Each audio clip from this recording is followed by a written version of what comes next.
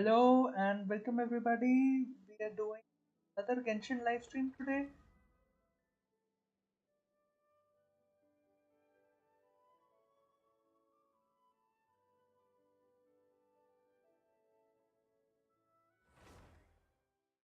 I did a little bit of what I call it Mavika practice, but I did not make any freaking progress at all. I still suck at it. My Mavika is still stuck with doing this shit.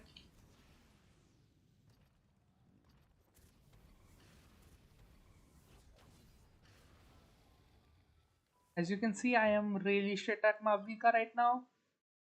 It's gonna take me a while, but I'll make sure I'm good at Mavika.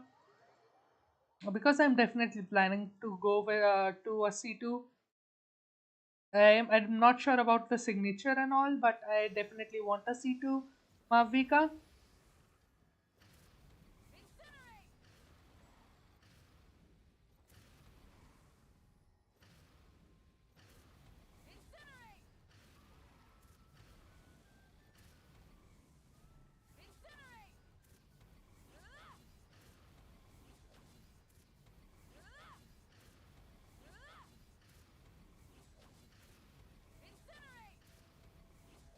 Okay, I am a bit more consistent than before, but I'm still pretty shit at Mavika.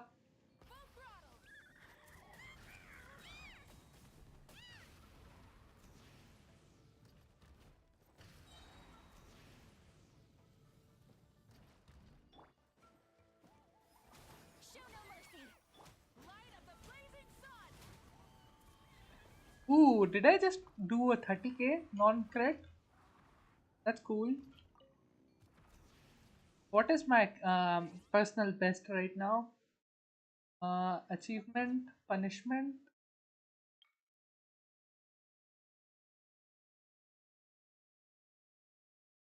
It's a 140k almost.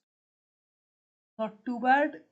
Not too bad if I'm not gonna be honest.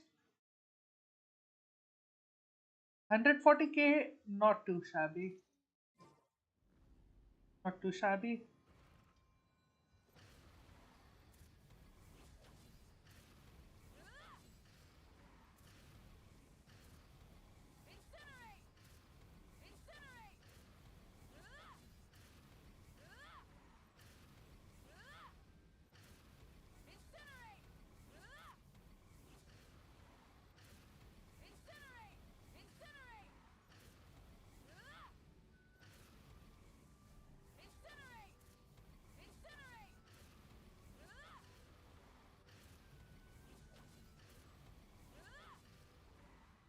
Okay, I won't waste a lot of your time on my Mavika cancels. I have which homework that I can do for my official. I want to do for my official because that is my best use for bitches right now, and I can go do this quest as well. So I am just before that. Let's do my dailies. Before anything, let's go do dailies. I want very decent. I want better pieces for my Kazuha.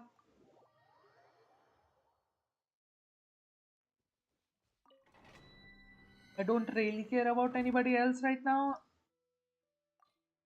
I just care about my Kazuha.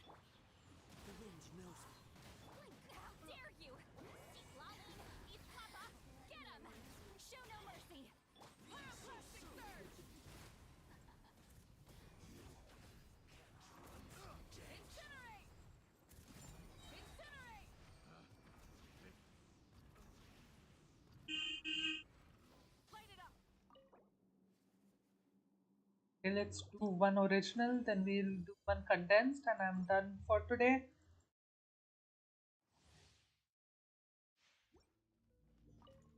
There you are. Go ahead. Let's light it up. Burn it down. The more, the merrier. Rat the meat fleet. Get to work. Rat from the sky.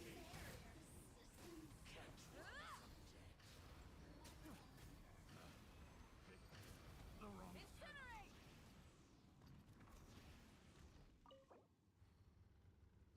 Yeah, I think I'm done for today.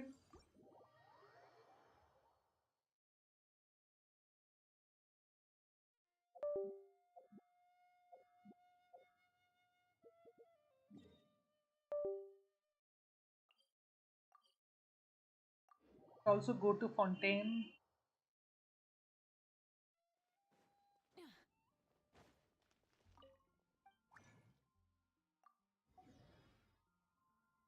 Full throttle.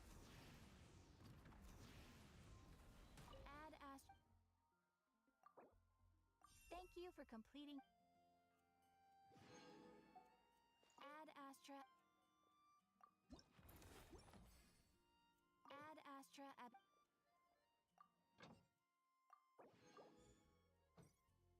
Okay, that is done. Now I have to go to Fontaine if I'm not wrong. I have to go to Fontaine here.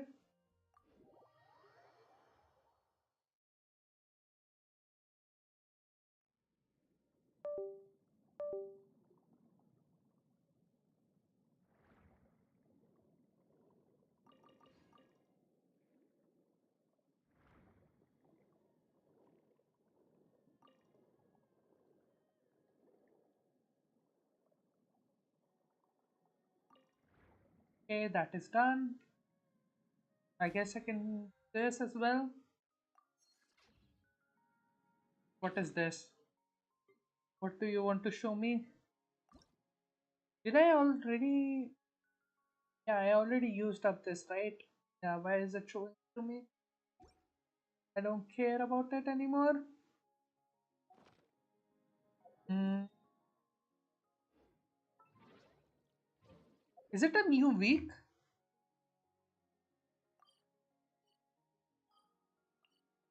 Uh, oh,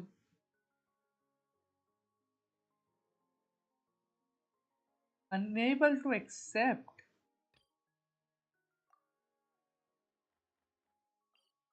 Hey, I guess.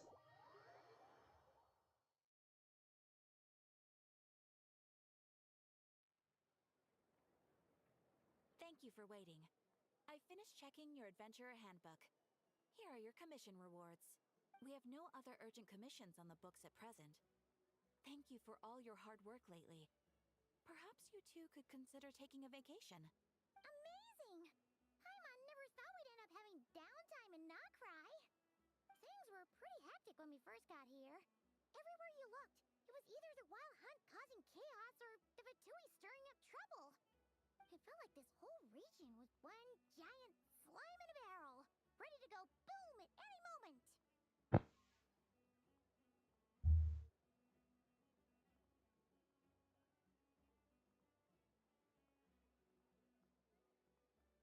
The Traveler and Paimon strike again. That's right.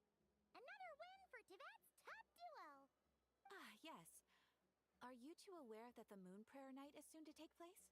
Oh, yeah. Lama told us that was coming up soon. Wait, why do you mention it, though? Do people in Nasha Town celebrate it, too?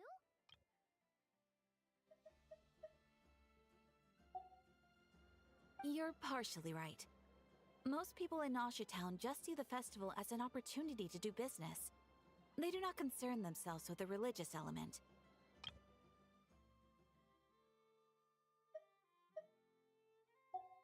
The festival was first celebrated by the Frost Moon Scions. On this day, they would wear moon prayer blossoms and celebrate the birth of the moon goddess through song and dance. Wow. They would also prepare food and handicrafts and give them as gifts to others. Over time, it became Nodcry's most lively festival. Oh, sounds like fun! I'm definitely up for it. Great! In the meantime, since Catherine doesn't have any commissions for us, let's focus on some personal business instead. When we first got here, you mentioned that this was where your spaceship landed? Yep. We didn't get to follow up on it at the time because we got wrapped up in that whole rare situation, but now we can finally start investigating it properly. Except we have no idea where to start. Well, there's a saying Paimon's heard around these parts, which goes, if you lift up a rock, you'll find something you weren't looking for. By that logic, you'll never find what you're looking for while you're searching, but the moment you stop looking, it'll jump right out at you. I'm not sure it's that simple as that. Could be worth a try though, right? Anyway, Paimon suggests we focus on other stuff we want to do for now, and just keep an ear out for spaceship-related intel as we go. I haven't seen Columbina in a while. Used up a huge amount of power in the final battle against Renrier and has been much weaker since then. I don't know if I can do anything genuinely help her, but surely a little chat can do no harm. One other thing concerns me. We have no trace of Doctor so far. What's wrong? She looks super serious all of a sudden. I'm just thinking about Columbina and the Doctor. Huh? Paimon gets why you'd be concerned about Columbina, but what does the doctor have to do with anything? We learned back in Natlan that he's been investigating the moon. Oh, that's true. And now that you mention it, we're definitely overdue for a showdown with the Fatui. It is weird that he hasn't shown himself this whole time. What could he be up to? Engrossed in one of his experiments, perhaps? Either way, his current inaction is a good thing. True. Paimon would much rather deal with Marionette anyway. She says the meanest things, but when it comes down to it, she doesn't seem like a bad person. Maybe it's the pressure of being a Fatus? Especially as a Harbinger. Does she feel like she's gotta act tough to keep up appearances or something? But then, every time we headed out with Rarier, she always wound up having to repair Polonia and her other robots. Yeah. That's gotta sting. Losing face always hurts more for people who care a lot about their image. She's probably Paimon? still furious about it. Paimon, I have a feeling she might hear that. What? Relax! She's not even here! Huh? What's the matter? Oh, nothing. Sorry, we'll be on our way now. Where are we again? Oh yeah, Columbina? Right, yeah, let's go see Columbina.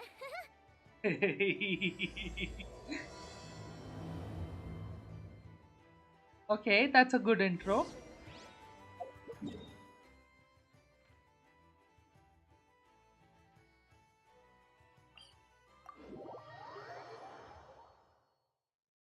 Columbina, Bina. Here I am.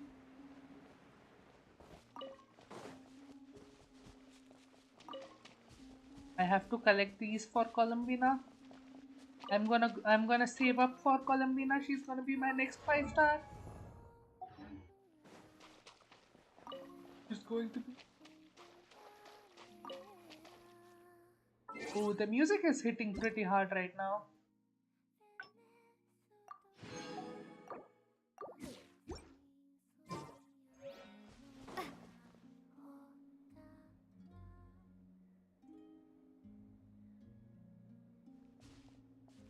Hey, she's sitting up.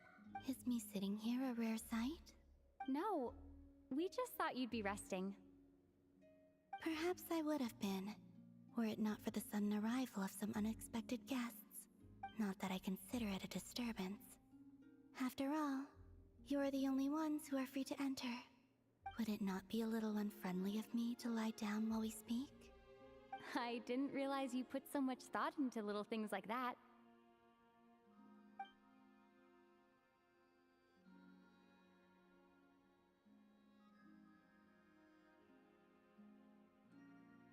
Only sometimes.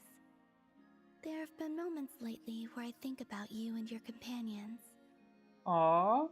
They are warm, mysterious, and cozy memories. Very few of my past memories are anything like that.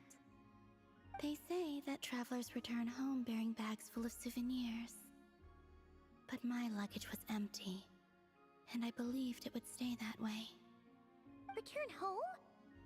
So, you're still planning on returning to the moon? Yes. This planet continues to reject me, reminding me that I do not belong here. If I remain in Teyvat, there will come a day that I disintegrate. Oh, And I don't mean reduced to dust, or turned into food for the flowers. I mean, I will cease to exist entirely. Alright then. Well, we're sure gonna miss you. But it sounds like we'll have to say goodbye. How do you intend to return? The moon prayer night is soon to arrive. On that day, the moon will be closest to Teyvat. The Kuvaki in this land will reach its peak at that time. I merely need to grasp the tide, and with relatively little effort. Oh, Paimon gets it! It'll work like a slingshot! let's go! Colomina's going home. Well, that's not something that I should say let's go about. We are losing a waifu, but still, they're going home. It's good for them.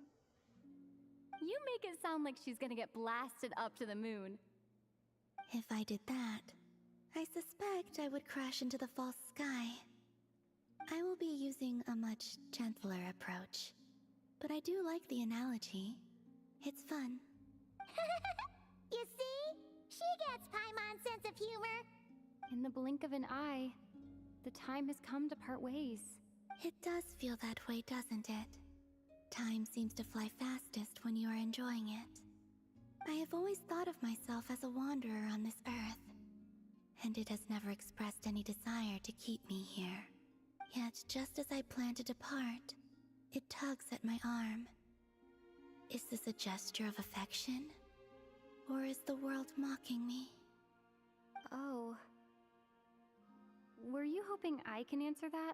Yes, you are a traveler, so you must have a lot of experience in this area. Then, what I would say is, enjoy the moment. That's right! Don't overthink it! Happiness is happiness and joy is joy!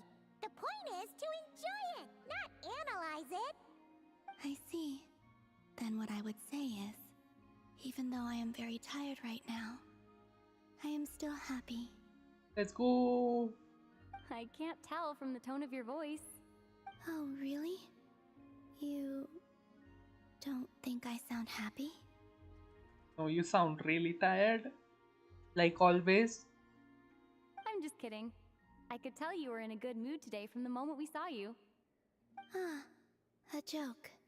Albeit not a funny one. Anyway, I assume you're here about you-know-what.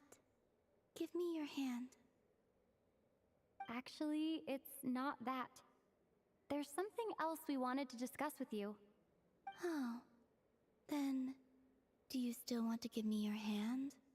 Or not? Sure.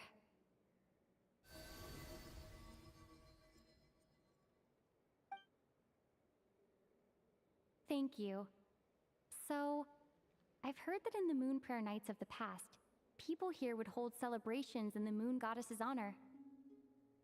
Since you helped so much in our fight against the Reihir of Solnari, I think you deserve a farewell party before you return home. I haven't asked everyone else for their opinions on this yet, but I'd like to invite you to join the upcoming moon prayer night. I've never joined a moon prayer night before. I'm not sure what I would even do. Oh, don't worry about that! We take care of everything! All you need to do is show up. Of course, there's no need to force it if you're not feeling strong enough. It's just, this kind of felt like a golden opportunity. But they call me Kutar, and the Fatui have an arrest warrant out for me. I shouldn't appear in public right now. Yeah, there definitely will be complications, but I'll make it work. You have my word. Yeah, we got your back! Well, she does. Paimon's actually not too sure what she's planning. All right, if you're sure. I will not refuse your invitation. I suppose it wouldn't hurt to pack a few more sights from this world into my suitcase before finally learning what my homeland looks like. Oh, if you see Lauma, please tell her that my answer to the question she asked me is neither yes nor no. Rather, it is. There is no need. That was kind of cryptic, but sure. Guess it's between the two of you. We'll pass along the message. Bye for now. So we're gonna go meet Lauma, Lauma, Lauma. Let's go meet Lauma, Lauma.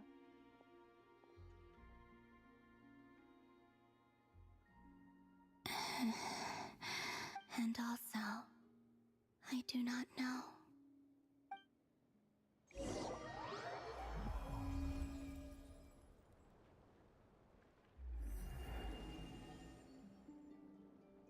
Since she's agreed to join the festival, let's go see who else wants to take part.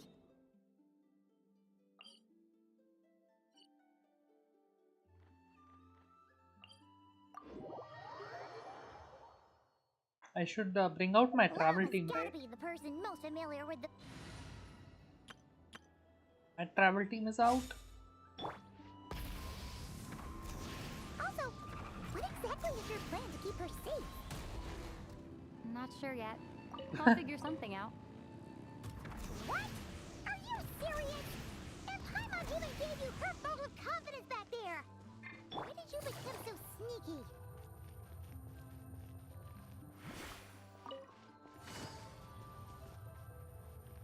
Hey, Lauma! It's us! Huh? Varka? What are you doing here?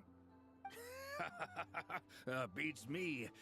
I had a bit too much to drink last night, and when I woke up, I was on Hisi Island. Aww. Mr. Varka is helping to oversee Nasha Town's preparations for Moon Prayer Night. He is here to go over some details regarding the decorations and custom cloth designs. Right, yeah, that too. What do you mean, that too?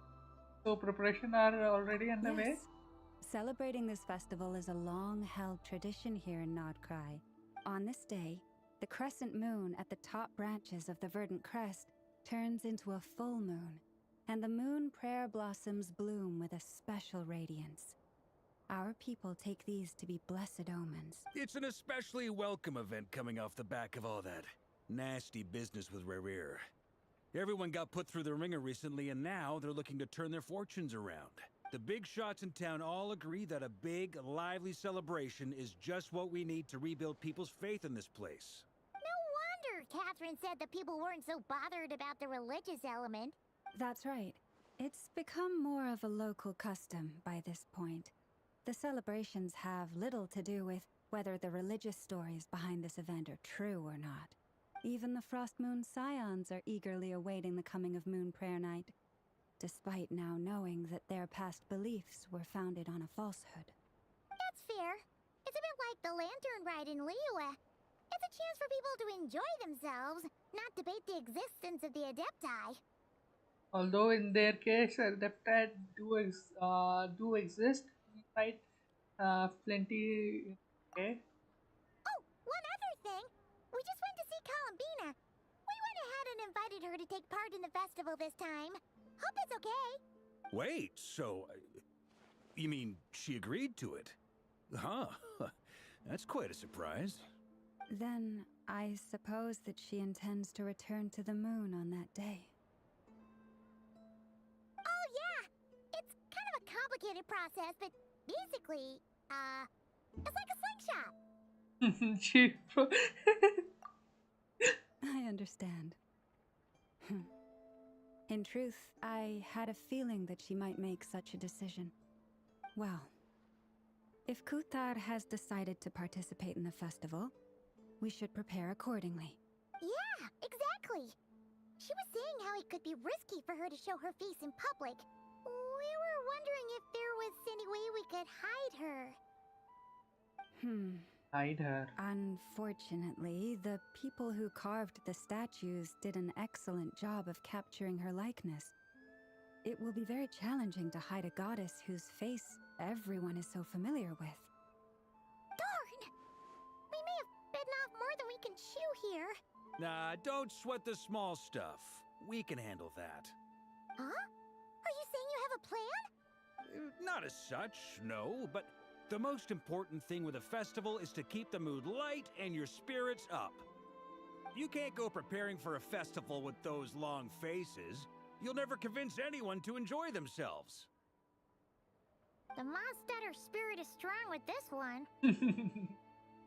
As it happens, I agree with Mr. Varka. Oh, okay. Let's start by making our appreciation for Kutar the beating heart of the festive atmosphere. And who knows? Once we get the ball rolling, perhaps everything will just fall into place. Hey! Did you catch that? Luna said the thing! Or close enough, at least.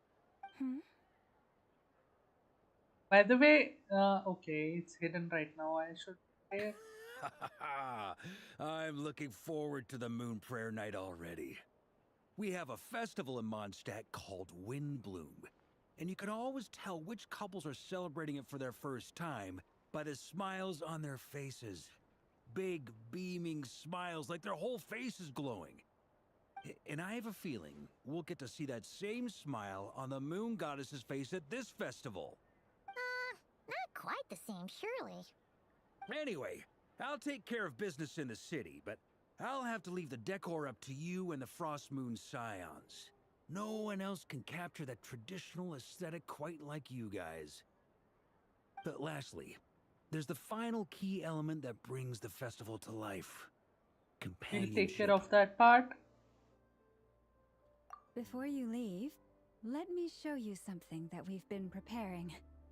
Also, I have some further questions about Kutar's decision.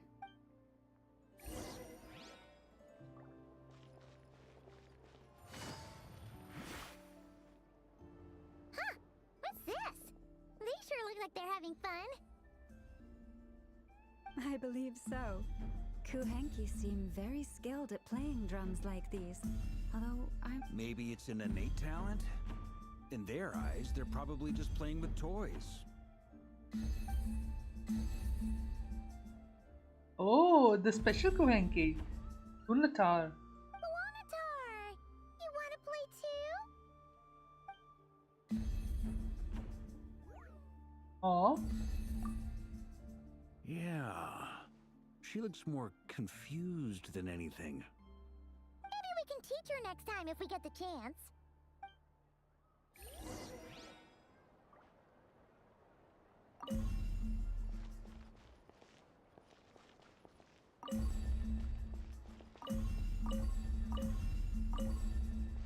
What are these floaty things? moon veils. We hang them from buildings in the city during the festival. When you look at the sky through them, it creates a lovely misty effect. wow, they're so pretty.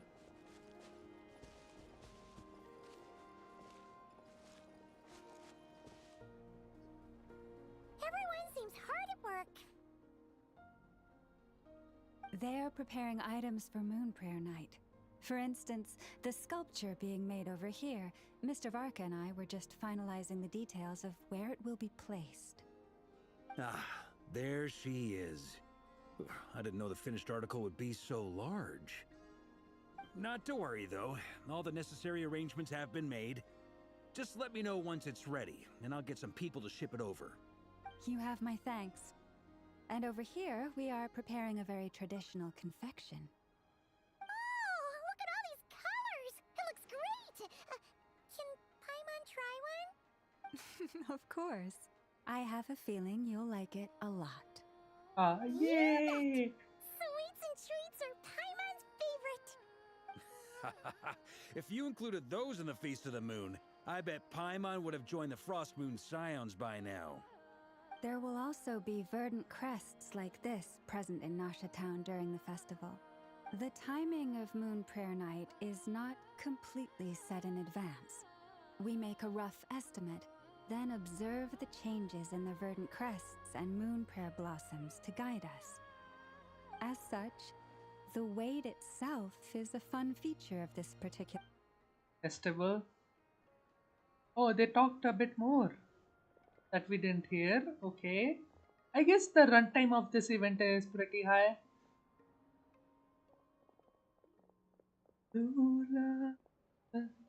Let's talk here.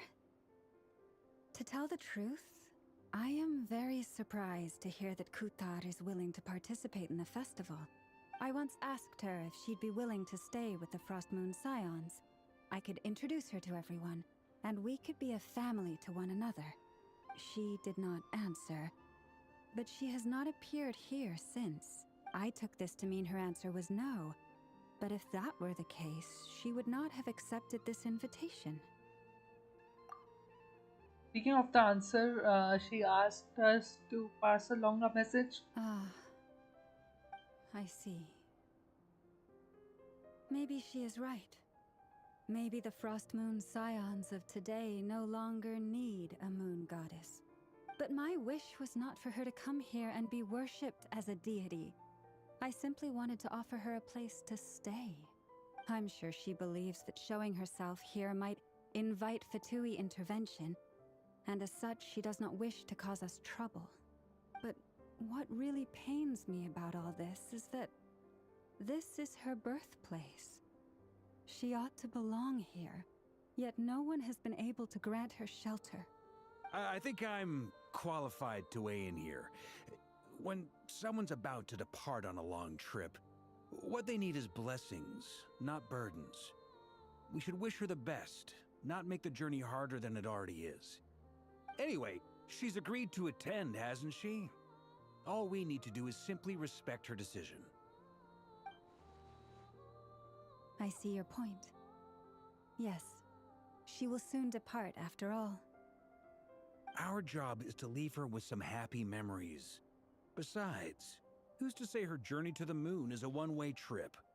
It's not like she can't come back and visit if she wants, right?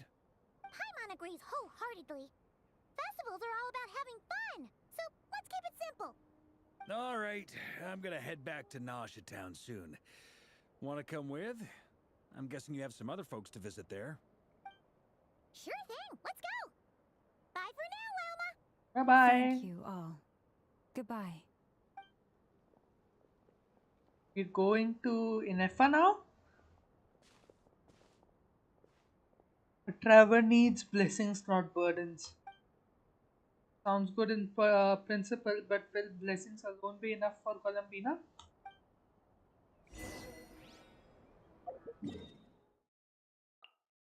Oh, we are not going to the cream craft shop? The blah blah blah craft shop? Okay, before I go continue the quest, let me do this any quid or whatever it's called.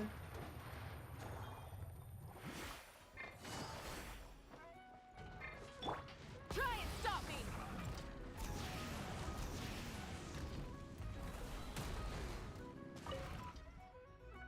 3 more to go. Familiar Anecdote. presence detected nearby. Nefa? Hello, traveler. You're picking Yes. berries?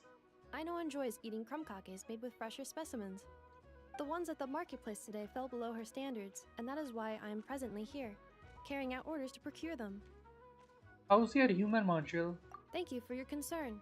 A few days ago, Aino adjusted my humor module, returning it to its original output. Because my efficiency in generating jokes decreased significantly after my first few responses. It was taxing to generate more afterward, and any forced results lacked humor. According to Aino, it is because the creative logic of these jokes is overly chaotic and my logic module cannot comprehend their creative principles. Therefore, I cannot produce content of substance. In order not to affect the logic module's operation, Aino decided to return the humor module's parameters back to normal levels. But if you enjoyed my sense of humor from before, Traveler, I can notify Aino. No, this is Do you great. not like these types of jokes? His jokes never end. Is that so? He must be someone of great skill. To think that he can generate consistently humorous jokes from such bizarre and chaotic creative principles. Let's talk about crumb Of kakes, course. please. If you wish to ask me about adding more sugar to crumb kakes, my answer is this. Crumb kake recipes include specific quantities of sugar to be added. Adding too much or too little will affect the taste of the finished product. Of course. I am scanning the area to determine if it is suitable for a cooking demonstration. Cooking The results are demonstration? not favorable. Backup plan activated. I will also write down the recipe and give it to you. Thank you. You're welcome. If you have time, remember to come visit.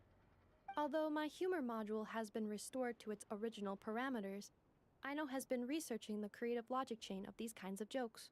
Should she manage to create a joke generation module, I will be able to continue telling jokes. Please look forward to this update, traveler. Kawaii Kota. Okay, anecdotes. Did I get enough anecdotes? Oh, I have 3 Flint's anecdotes. What the hell?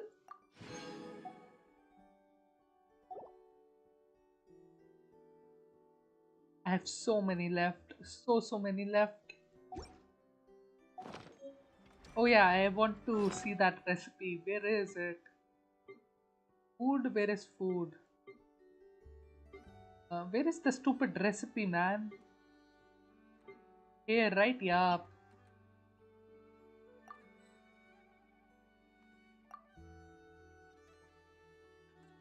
Rum kakes. Okay, now we can make Aino's favorite. Ooh, 9 people are watching. Let's go. Huh? Hey, over there! It's Durin and Albedo with Flints! What could they be chatting about? Your guess is as good as mine. Ah, Grand Master, and the Traveler and Paimon. Hello there. It's been a while. Perfect. We have some new volunteers for our investigation. Sorry, what investigation? Wait, let me guess. The righteous Lightkeepers are finally ready to hunt down the Abyssal Dragon? Yes, that too. Yeah, right! Oh, wait! Why does everyone keep saying that too? Well, to be precise, the facts match, but not the causality. Wait, so I guessed right? Half right! Don't act so impressed with yourself. Maybe I can explain. We ran into Mr. Flint's north of Nasha Town. At that time, we just noticed a few abyssal creatures out in the wild, but the strange thing was, I didn't detect any traces of abyssal energy on them at all. On closer inspection, we realized that they were not real monsters, but something akin to reflections in the water, or perhaps a mirage. Huh? What do you mean? Like, you could see them but not touch them? Exactly. It was very peculiar. They roared and tried to attack us, but we could not make any physical contact with them. I think I've heard of things like that happening in Nodcry before, but I don't know much about it. Yes, it's a known phenomenon. Mirage-like illusions tend to appear in Nodcry in the run-up to Moonprayer Night. From a distance, they appear quite real. I myself thought that Misters Durin and Albedo were locked in battle with abyssal monsters when I first arrived. But after sharing intel and investigating a little further, we can confirm that these illusions are harmless. There I'm is no glad great that cause they for aren't concern. real. All the Mirage stories I've heard are either animals, rocks, or small houses. Abyssal monsters, though? That's a first. It's a first for me, too. So I'm planning to look into it further just to be on the safe side. I intend to inspect a few more locations. What about you two? Any plans? Alice contacted me a few days ago. She'd like me and Durin to assist her with an experiment, but we lost contact shortly after receiving the message. I'm sure that comes as no surprise to anyone familiar with her. We don't know when the wind will blow, yet when the wind blows, we will know. That, in a nutshell, describes how Alice operates. He's a moody. He's a big moody. Yeah, that tracks. Okay. Well, I suggest we investigate this Mirage business in the meantime. It's piqued my curiosity. Well said. Right? Whatever's happening in Notcry, she always seems to be the first one to know. Let's go see what she knows.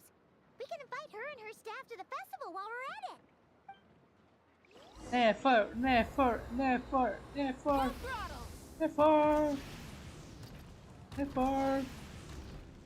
While I'm at it, I'll unlock the never, whatever this is, anecdote.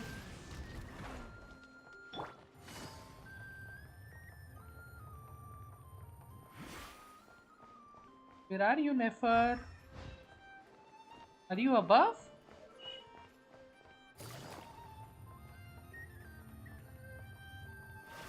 Yeah, she is definitely above. Hello, do you have any new recipes for me? Okay, this is such a long shit. Oh, we got a free hot dog out of that? That's cool. Okay. Ouch. Is she up there? What the hell? Or maybe she's downstairs. Try and stop me!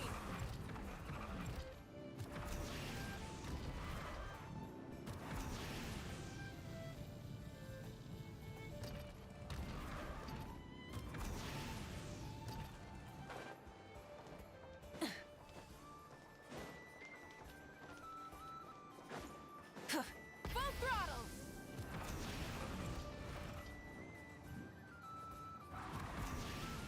See, Nefer is not up there, right? I don't see Nefer here. She has to be under me, right? Yeah, she has to be under here.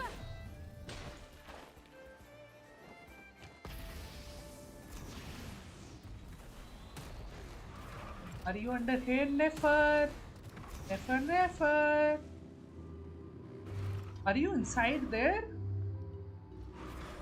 Okay, I guess. Nefer is in flagship, I guess. Nefer! Oh, it's Nefer and Yelan. Okay, okay. A base of dandelion wine, aged for 25 years.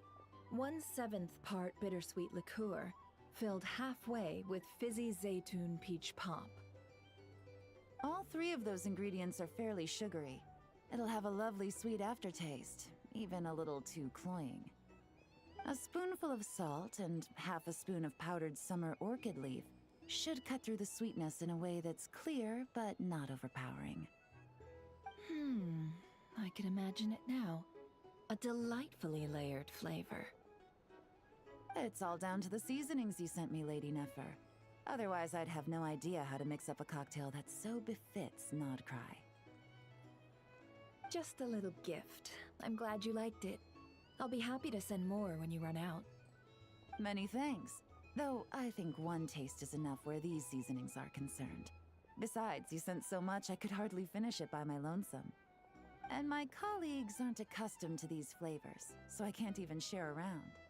I'm afraid they'll end up sitting on a shelf, going to waste. Can't say I'm surprised your colleagues at Liyua's Ministry of Civil Affairs aren't too keen.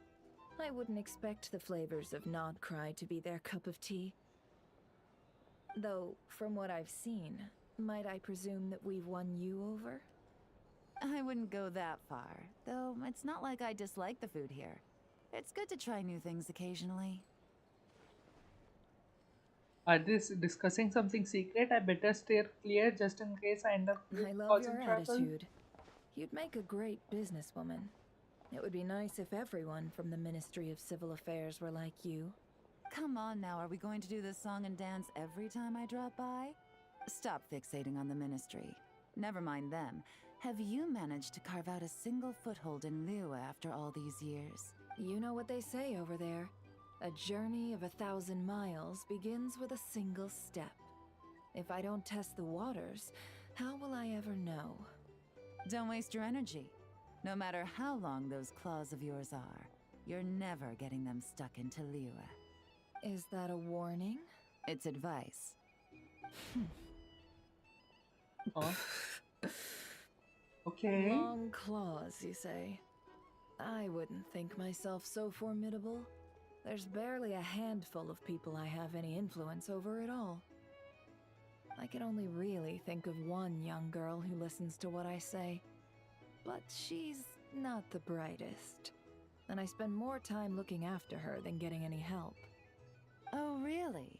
Then I guess that painter who fishes in Dihua Marsh, and that apprentice who makes tofu in Qingsa Village, and that guy who wants to work at Wanmin Restaurant. All these people who mysteriously appeared in Liyue. I guess you have no idea who they are? Oh. Many people pass through Liyue Harbor every day. Far too many to count. How could I possibly know every last one of these enigmatic nobodies? Though I must say, your memory is quite impressive. Your colleagues must sleep easily, knowing they have you to lean on. Why, thank you. Though with you around, nothing is ever easy. I can only say that there's never a boring day. Is that so? Surely your workload has lightened now that you're far from the Ministry? If you've got time for another drink, I'd be more than happy to mix you one.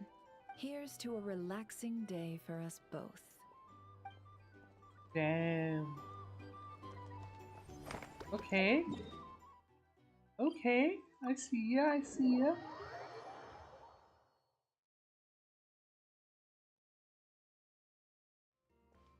Okay, Curatorium of Secrets. Here I come.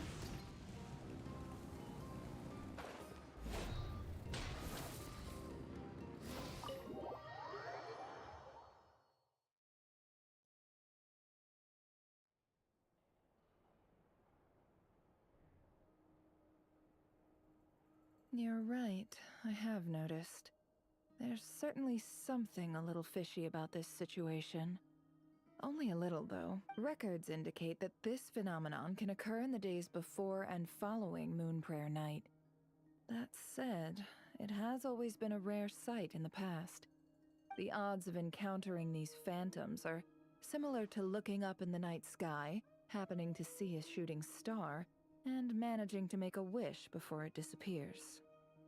But this time, either everyone's getting lucky, or they're appearing far more frequently than usual. Yehoda's out gathering intel as we speak. In the meantime, let me check off some points of interest. First, the Abyss. The ones we saw seem to be abyssal monsters. Indeed. But we have identified one location where many more of them have made an appearance. And not just monsters, but human phantoms too. Given the scale and nature of the phantoms, it's almost as if... Oh. So you mean the phantom monsters are hunting down the phantom humans? What the hell? Exactly. The phantoms can interact with each other, but we have no means of intervening. Okay. In addition, some of the human phantoms would seem to be from the very distant past. This is clear both from the clothing they wear and the stories they tell. They claim to be from Hyperborea, a Oh. name which I've heard from Lauma before. If this is true, it means they must be from 6,000 years ago.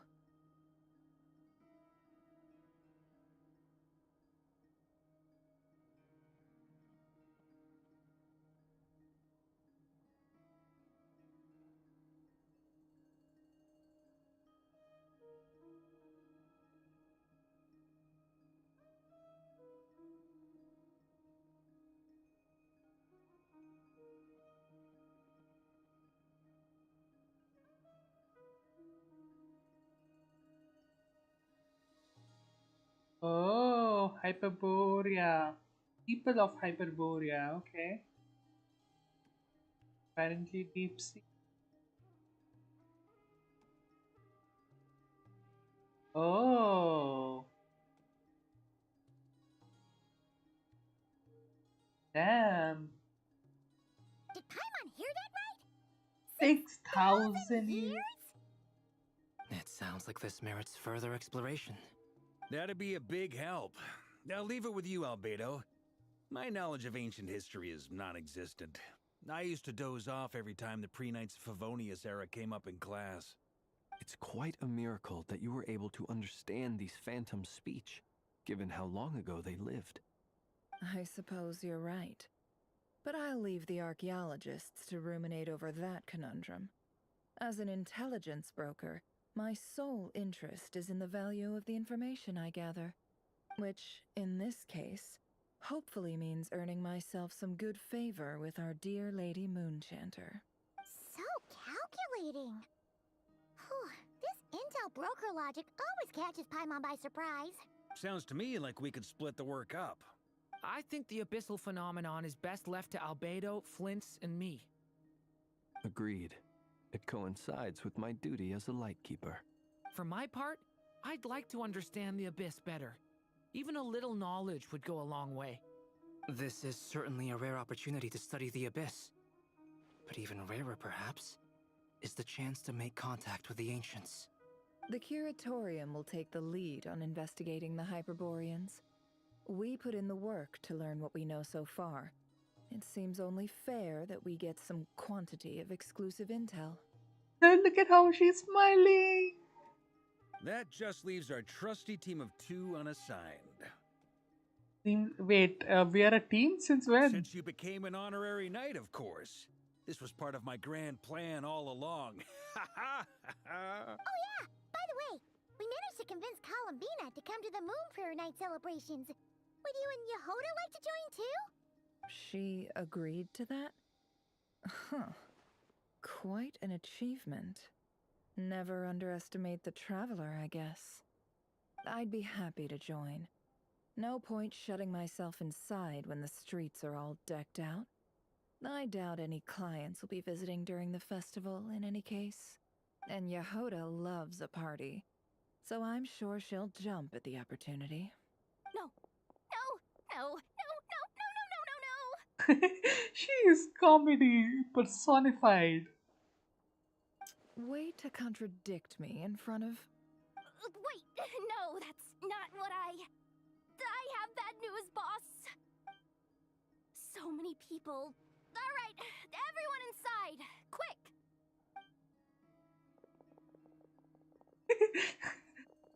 Why is she sprinting though? This is gonna sound crazy, but hear me out. I saw one of those phantoms at Star Sand Shoal, and it was some sort of flying ship. Like Oh. a spaceship? That's gotta be the one you came to Tibet in. Oh. You saw the same thing through the moon marrow, right? Huh? You already know about it? Ugh, I thought I was gonna blow people's minds. Turns out I'm the last to find out. Wait, back up. You came here in a spaceship? Now my mind is blown! What's it like on the inside? Was it like flying through space? I want to know everything! There's still a huge discovery on your part. Exactly. Huge discovery. You're the best. Second best intel broker in the world. After your boss, of course. Wow. Really? Well, I don't know if I'm all that, but... I guess that decides where we're heading next. Why is Come Paimon on, sad? don't look at me like that. I know the spaceship doesn't have anything to do with me, but you don't want to leave me as the only one twiddling my thumbs, do you? Fair enough. You can tag along. In that case, let's meet back here to discuss our findings once we're done. I wish everyone a productive investigation. Waka is always left behind for some reason. You too. The Avengers are rolling out. Oh, why? What's up, boss? Aren't we gonna head out? Tell me, Yehoda, when did the Curatorium start giving out intel for free? This intelligence broker bitch. Oh, sorry, boss.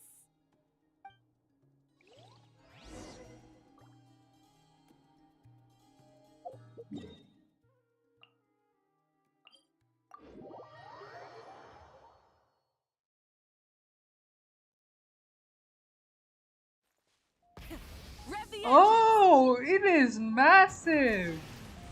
It is massive. Oh my god, it's massive. Let's go. Can I look? I can't look at it.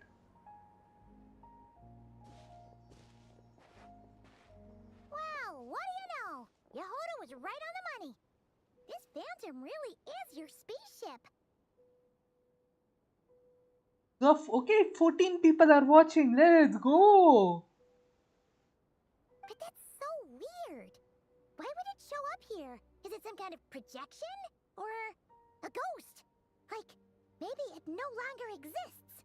But somehow it left an after image? I'm not sure either. Ah, you're already here. Miss Lauma, what a surprise. I thought you were busy with festival preparations. I was, until one of our people informed me that a strange sight had appeared at Star Sand Shoal. No one's ever seen something quite like this before. I thought I should see it for myself. Same here.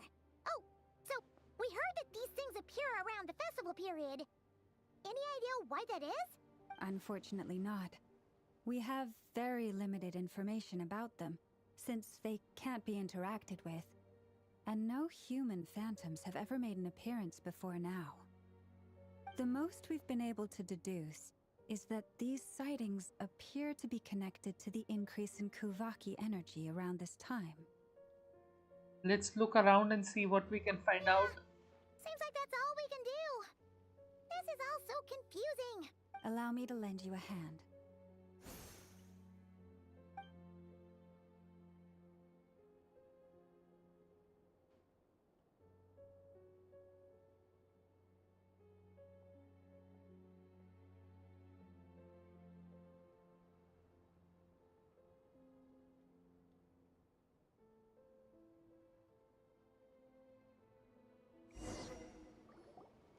Everyone, our friend here should be able to provide us with some information. Is that a phantom Rhymehorn deer? I've heard about how the Frost Moon Scions live in harmony with the animals and can even communicate with them. That's coming in handy now, for sure. Okay. Yes, I understand. Then how about this?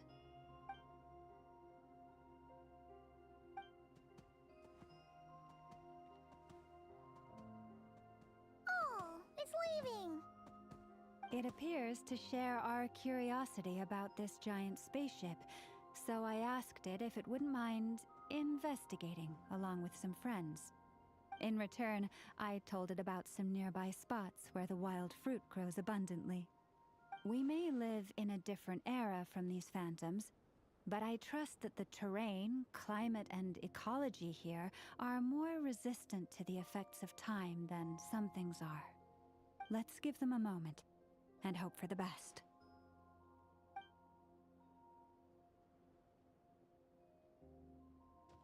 All back together? Must have been a lot of fruit. Indeed. Nice. Now let me ask them some questions.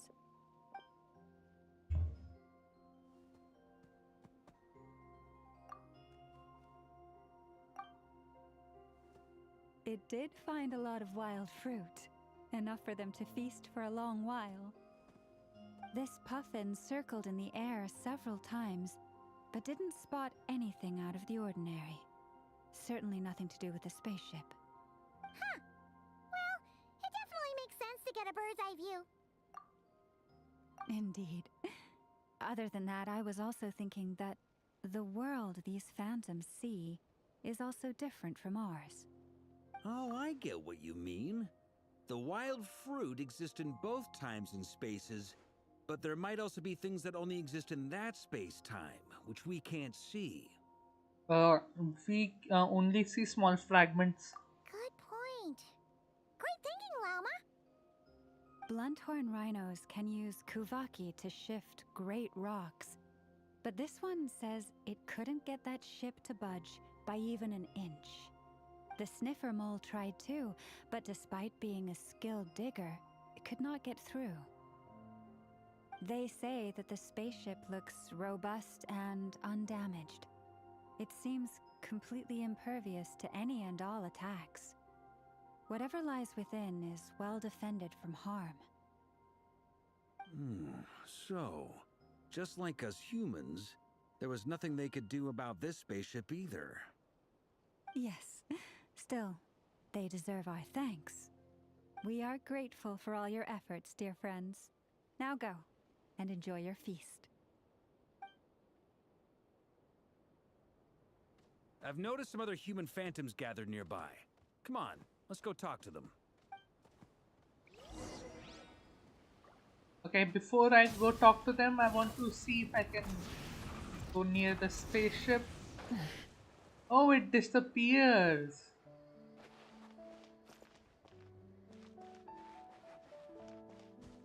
That is interesting.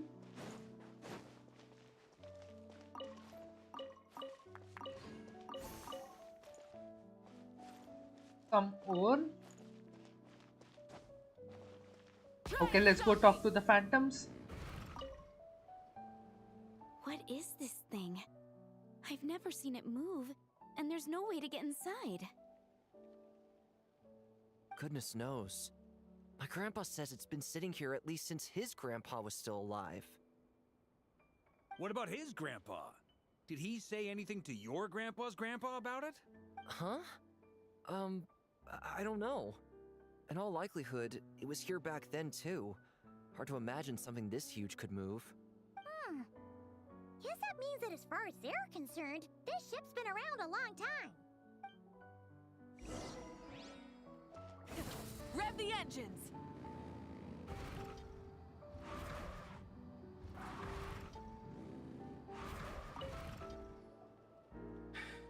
Come on, brothers. If we can get even a small chunk off of this thing, it's gotta be worth a fortune. Today is the day we strike it rich. Huh? You mean Paimon? Yes, brother, I shall join you. Let's make our fortune. We should go with them. What the? This thing is crazy tough. I can't even scratch it. What's it made of? Sorry, brother. Looks like we'll have to seek our fortunes elsewhere.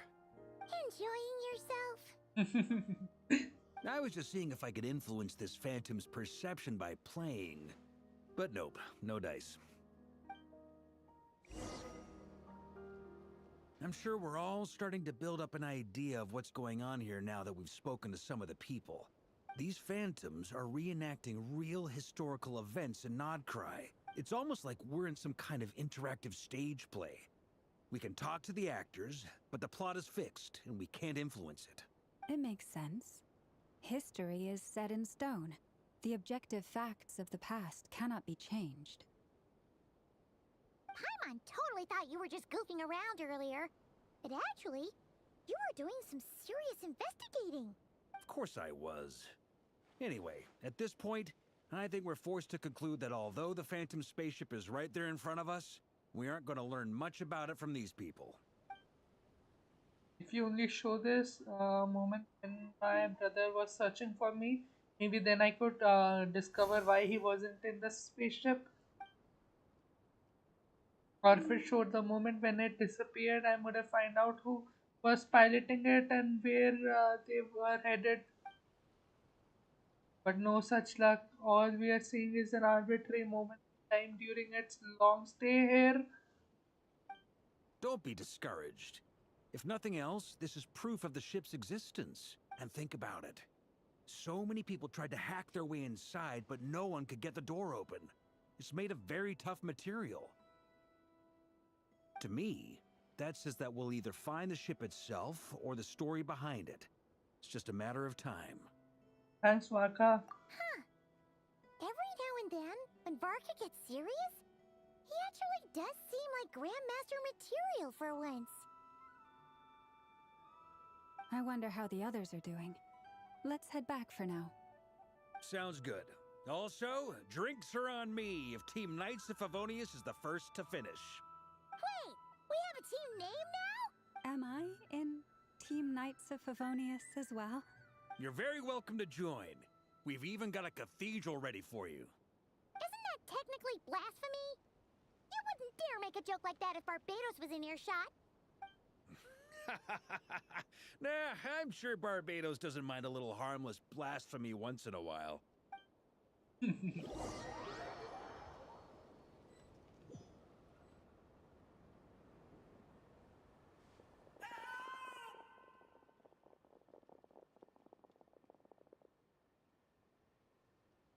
Oh, no!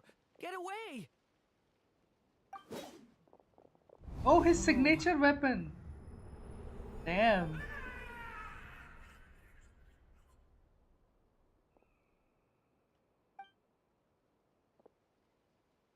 I Wait, know it's 13 hard are to watching stomach, now? Mr. Durin. Nice. Thank you But for as I'm watching, sure my you've friends. noticed, there is nothing we can do to intervene in that which unfolds before us. But we have to at least try. Mr. Big Beans. And try you have. But are you aware of how many unsuccessful attempts you've made now? I wasn't keeping count. I'm afraid this is the 39th failure so far. Oh. Or the 5th if we're only counting this particular victim. There are no indications that these phantoms may be altered in any way. You seem to have calmed down a little. I'll make us a fire. You should rest and have some water. Feeling any better now, Mr. Durin? May I ask a few questions? Be my guest. What exactly are we witnessing here? What happened to those people? My guess would be that we are seeing Nodcry during the Conrian Cataclysm. Would that be accurate? Conria. That is correct. As you know, once the Abyss senses even the tiniest crack, it floods in and spreads like wildfire. There was a time in the distant past when it permeated all of Nodcry, causing immeasurable harm. The people paid a terrible price to heal this land. Damn. Then 500 years ago, the whole of Teyvat suffered an abyssal disaster. Once more, Nodcry was dealt a devastating blow. I see.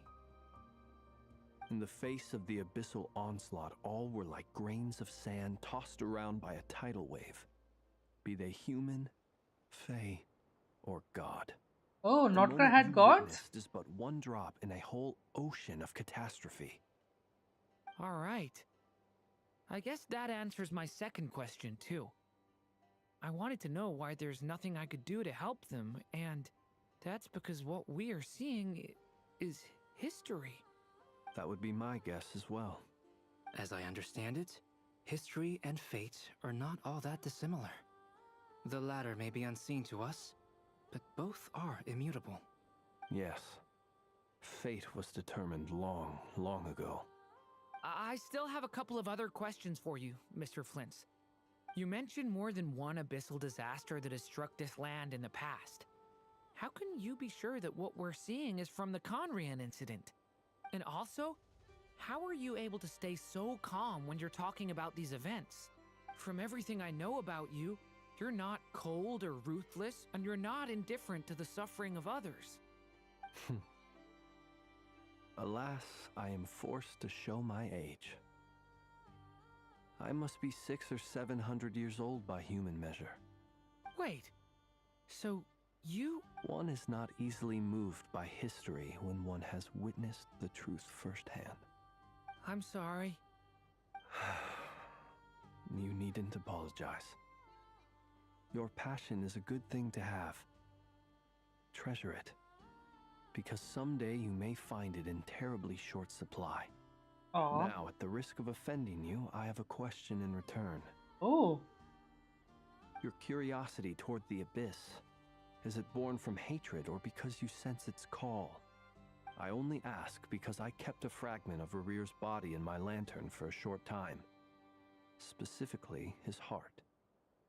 So I know what a burden it can be to carry the Abyss with you. And I hear its power growling from somewhere within you. In my eyes, your mere existence is a miracle. My honest answer is...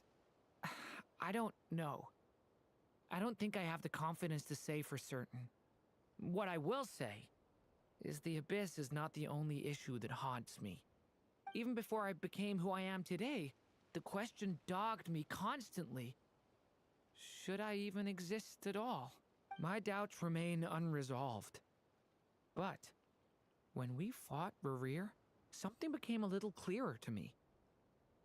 Sometimes it is the darkness within us that allows us to achieve the impossible. I certainly got the sense from your 39 attempts that you were trying to achieve the impossible. Huh? It sounds like you've resolved to see the truth for yourself. Absolutely. In that sense, he and I are quite similar. Then I wish you every success. I look forward to the day of your transcension. Well, if everyone's caught their breath, I suppose we should head back. Oh, and one last thing. I'd appreciate if you kept our discussion about history a secret. Okay, now Nefer's point of view. Incredibly, No, our Nefer separate point of view. investigations led us Why? all to the same conclusion. Hooray for consensus! Yeah, but we barely learned anything though. I totally thought this would be the mother lode. Talking with the ancients? I mean, come on! But nope. All we got was useless snippets of conversation. And all this stuff about moons and hyperopia. What a load of baloney. Seems like people back then had a few screws loose. I understand your frustration. We found the same issue. Each phantom only showed a very brief moment in time. There isn't much value to be found in these miscellaneous fragments of a civilization's history, no matter how glorious it may have been. If there's a silver lining, it's that these phantoms are harmless to the present reality. They shouldn't get in the way of the festivities. Paimon agrees. And not just because it's the first thing she understood in this whole conversation. You look disappointed, Nefer. Is something the matter? What do you think? We all worked our tails off, but the only one to gain anything from it was you, Lady Moonjanter. Well, please do share the Hyperborean records with me. I will gladly inscribe them in our people's documents. Oh, duh! Yeah! That was it! Hyperborea! Hyperborea. I'm serious. Only an expert in the Frostmoon Scions and their history can turn these records into valuable research material. The alternative is to let them gather dust on the Curatorium's storage shelves until the pages turn yellow. Nefer, you're wise enough to know that cooperating and sharing the profits is the best course of action here. Well, that goes without saying. Sure, let's do that. Huh? But didn't you say we aren't supposed to give out intel for free? Sorry. Shutting up. Now is not a good time to push Nefer's buttons. Anyway, back to Moon Prayer Night. I'm thinking that we should prepare something a little special, aside from the usual decorations and so on. You mean a parting gift? Can't go wrong with food. Although, does food go bad on the moon? Perhaps a lantern would be a better choice. Oh? It might be dark up there. It could prove difficult to light a lantern on the moon. Magical stones might serve that purpose better. What about a clockwork mecha model from Fontaine? I've got a whole bunch at home. I use them for fighting practice in my free time. None of these sound like things she would be even remotely interested in. But we don't interact with her enough to know what she likes. Yeah. It would really save us the guesswork if someone could find out what she's into. So everybody's looking. What the? Traveler? They're all looking at you. I'll find a chance to ask her. Great! Haha, problem solved. Now, I need to stop by Dory's. Gonna need her help sourcing a bunch of stuff for the festival. Then let's leave it there for now. We all have our own business to attend to. Traveler, if you find out what Kutar likes, let us know right away. Acha!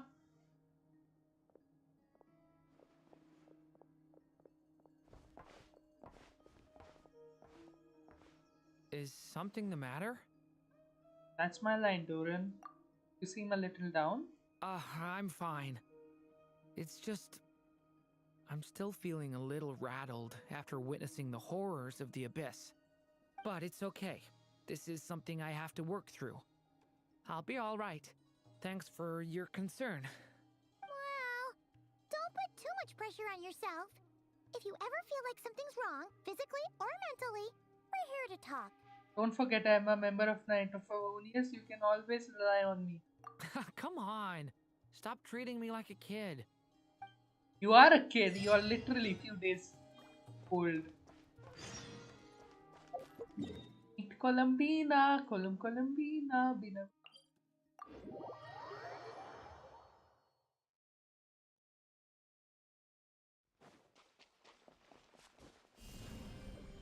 Starfall!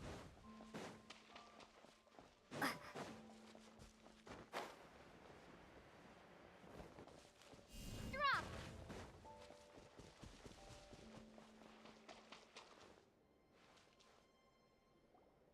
Columbina, we're back!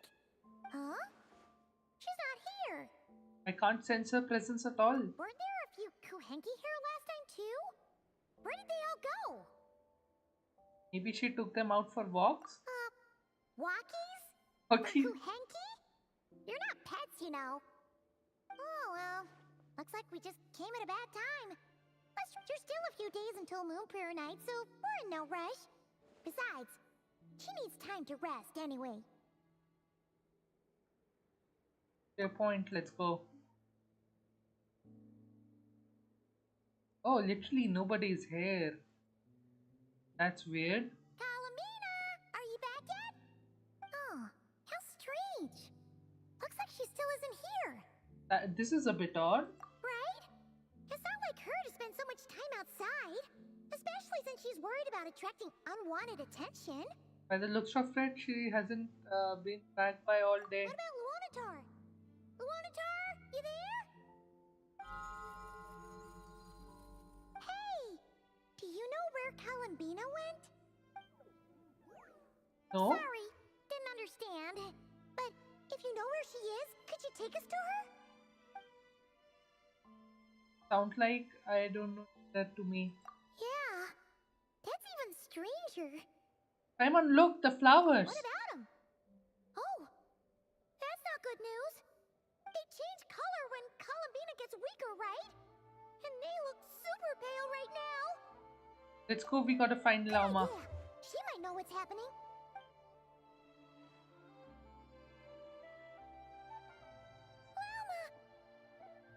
Ah, it's you. How is Kutar?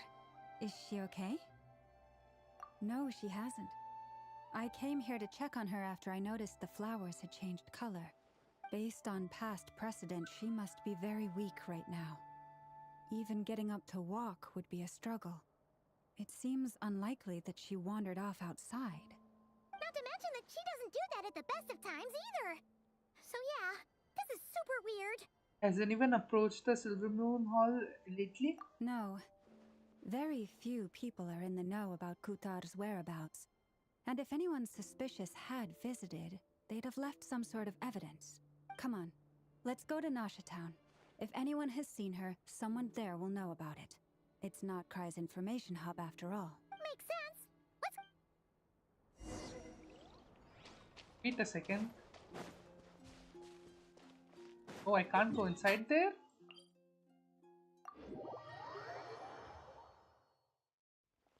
Surprise attack.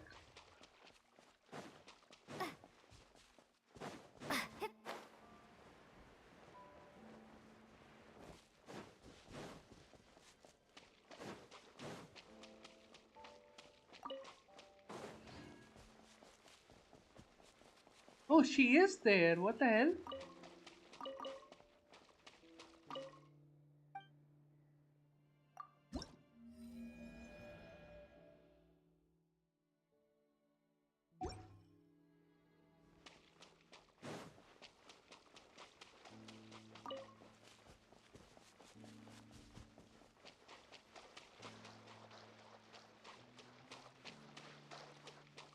I just wanted to look behind the statue for some reason.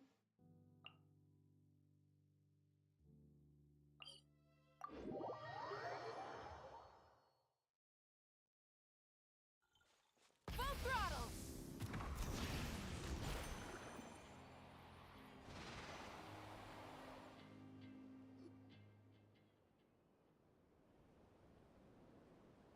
Wait a moment. Is it just Paimon, or is this stall kind of suspicious? It's never been here before, right? No, I don't recognize it. Alas, your free and easy adventure time is over. Now, prepare to face the final boss of Nod Cry.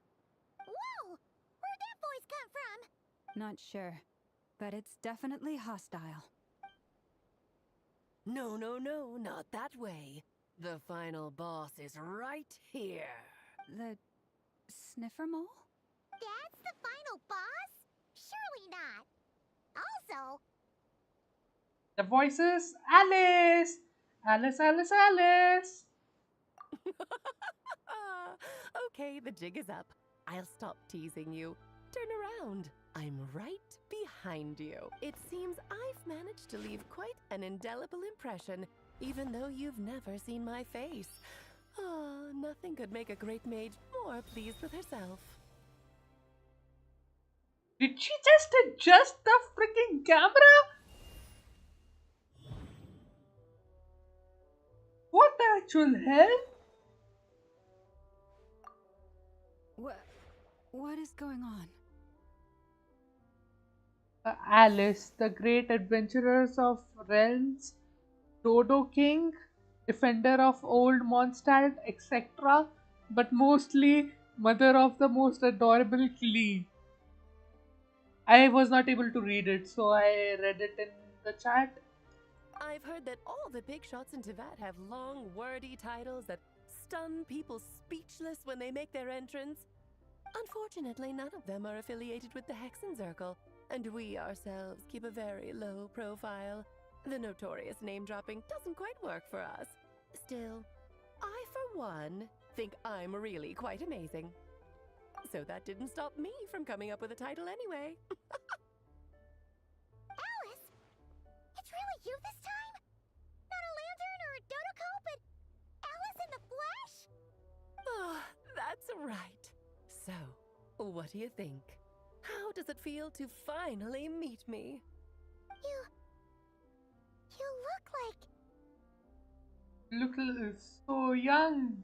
What is that supposed to mean, I'm the mother of Klee, Teyvat's #1 cutie. How old could I possibly be? So she's a friend of yours? Kind of. This is actually the first time we've seen her in person. I see. Madam Mage, that was, quite a powerful entrance. I certainly won't be forgetting it anytime soon. It's okay, Lauma, don't force it. Paimon will do the honors. This is Alice from the Hexen Circle. She's a friend of ours. And of Arcus, too. She helped us a lot in the past. That's right. She's a good person, just kinda unpredictable. Well, what is the human heart if not unpredictable?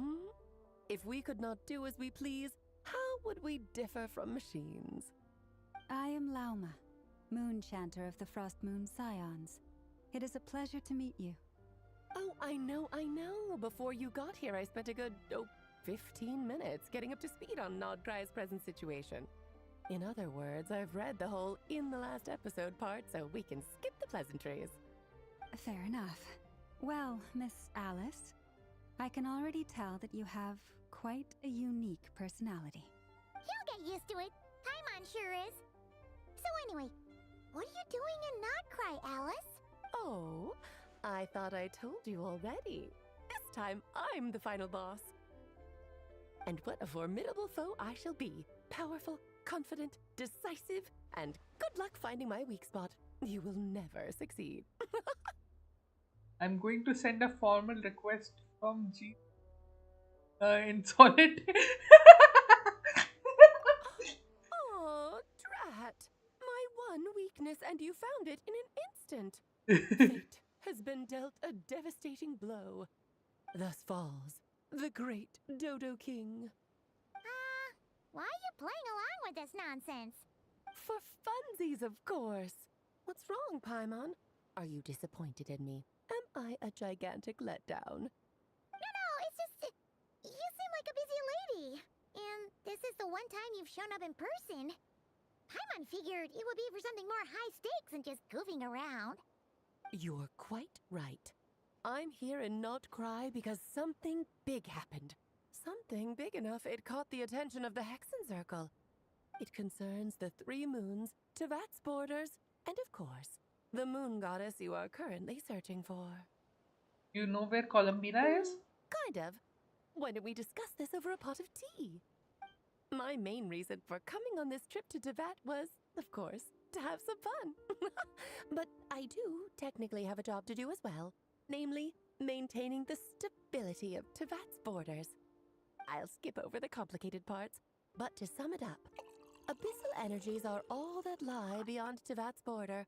We'd find ourselves in a real pickle if they ever made it through. And the phantoms you've been seeing are a sign that the border has been disturbed. No wonder they tend to show up around Moon Prayer Night. Is it because the real moon is now so close to us that its power can cross the border? In part, but only a negligible amount passes through. Just enough to influence the verdant crests and so on. And as you've noticed, there has been an unprecedented number of phantoms appearing this year. The influence of the moon beyond the border cannot explain this. No. There is another far greater factor at play. The trilunar syzygy. Oh. A trilunar syzygy. Eons ago, before the heavenly principles came to Tevat, it was the then 3 moon goddesses who controlled the laws of this world. Life, death, and such on, aren't they? Oh, that's exactly it. The 3 goddesses split these powers amongst themselves, promising never to consolidate them into one singular body. This was meant to keep the world stable. But, fast-forwarding to the present, the eternal moon's marrow is with you, while the iridescent moon's marrow, which should never have appeared in this world, has been retrieved. Add that to the presence of a moon goddess in the flesh and... the power of all 3 moons is gathered here in Notcry. There hasn't been an event like this since the War of Funerary Flame. And it's having a noticeable effect on Tevat's borders. Why are you so concerned about that border if it Because does? I wish to give my darling daughter a peaceful, sunny environment to grow up in. Is that a good enough reason? Kinda sounds like you're dodging the question, but it does make sense. Well, that's one reason anyway, and the most important one. The others are a little complicated to explain. For instance, cleaning up after dearest Miss R. Albedo could tell you more about that if you're curious, but right now, I have a more important question to ask you. Why are you collecting the moon marrows? Oh, Colmina wants to use power to return home. I see, I see. Nicole told me about that legend once. Nicole? You mean Mage Anne? Oh, so you remember. He heard her voice in Fontaine. Yes, of course. That was a story about fate, her area of expertise. But back to the story of our dear moon goddess.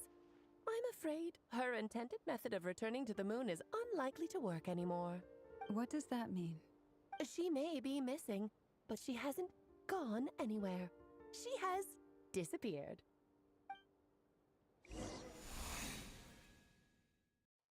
Once long ago, the damsel at I couldn't read it, I have to read it now. Once long ago, Dangelet, who liked the lines between dreams and reality. My body is so heavy. Wait, no. It's my mind that's heavy. My arms and legs are as light as a feather. Oh, she has a migraine? What's happening to me? I feel drowsy.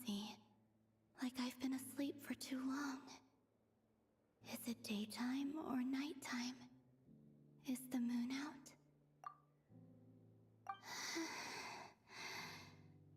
I think I'll go for a walk.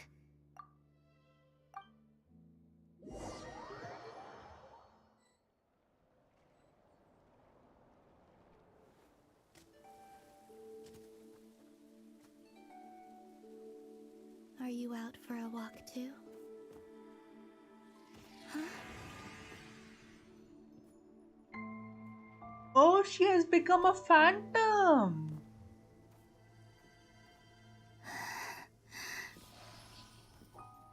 He's a phantom. The day has come at last.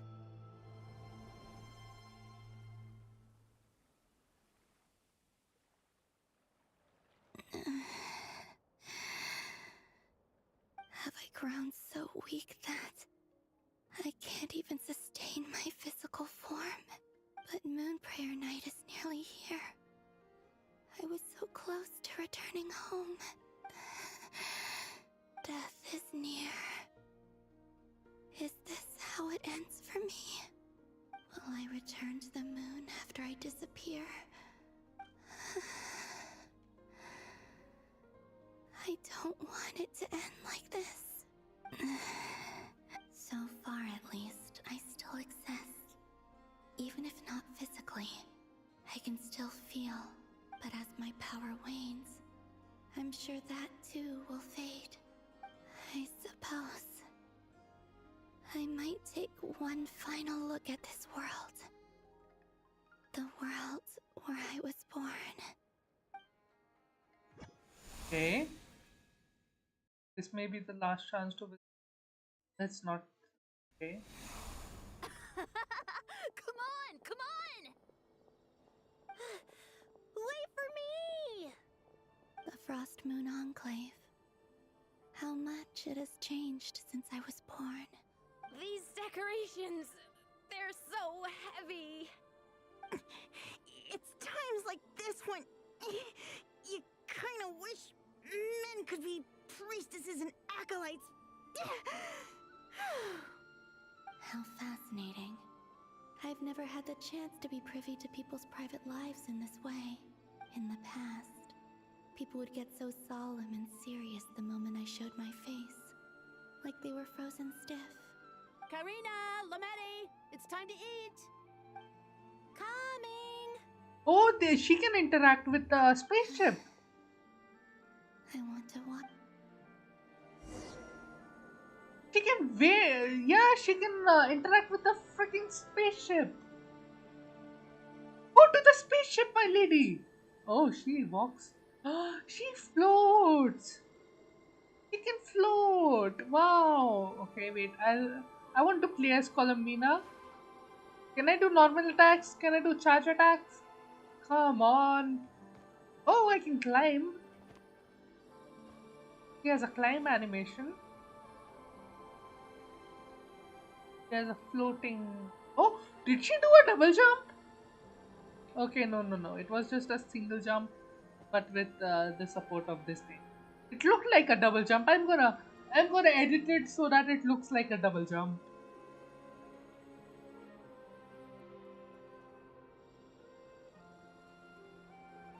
So just fill these balloons with air, right?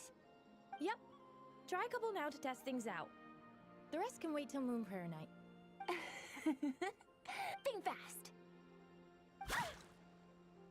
Rada! Teasing an acolyte of the Frost Moon Scions? Surely that's a punishable offense. Take this! Huh? Alright, enough horsing around. Lady Lauma gave us a task. We should get back to it.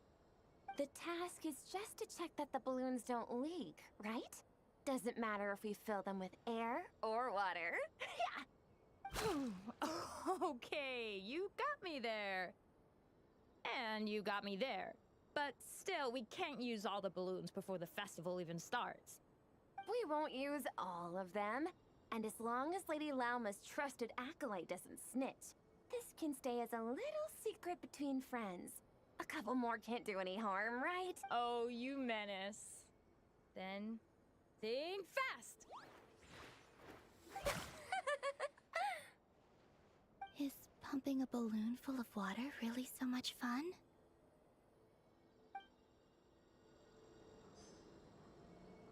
Cute.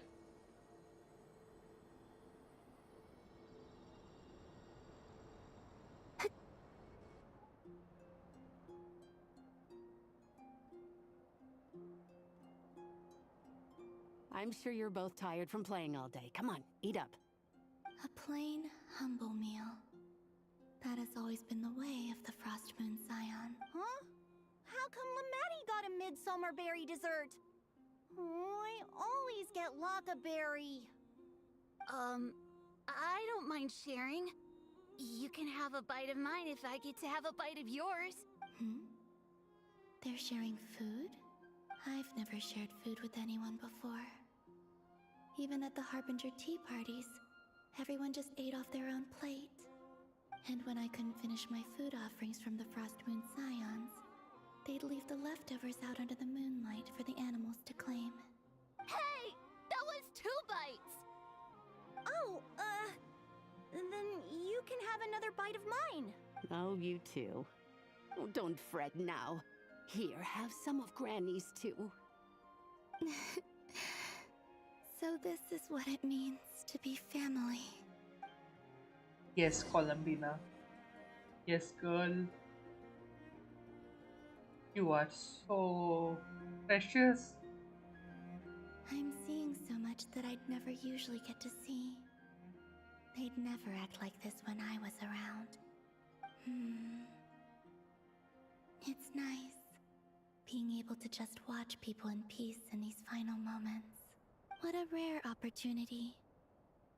I think I'll go take a look around Nasha Town, too. Maybe the Traveler will be there.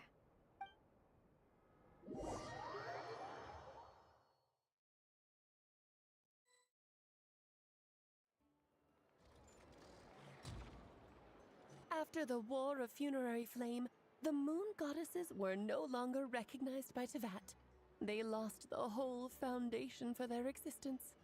That's why the moon goddess's strength is fading. She cannot withstand the world's rejection of her. Just like Columbina said, the world itself is rejecting her. To be more pedantic about it, the moon goddesses did something to offend the heavenly principles, and that's why they were ousted. Something of a recurring theme in Tevat's history.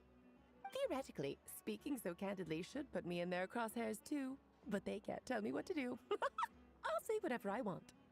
Anywho, the Moon Marrow energies were but a drop in the bucket for her, and that battle against the Ray Hair of Solnari only weakened her further. Fortunately, it happened close enough to Moon Prayer Night when the Kuvaki concentration here is high. That's the only reason she managed to survive this long. What do you mean, fortunately? You said she disappeared. We're too late. Oh, what a headache. I thought this was all common knowledge. I guess I have some more explaining to do. Okay, buckle up. It's time for another lecture.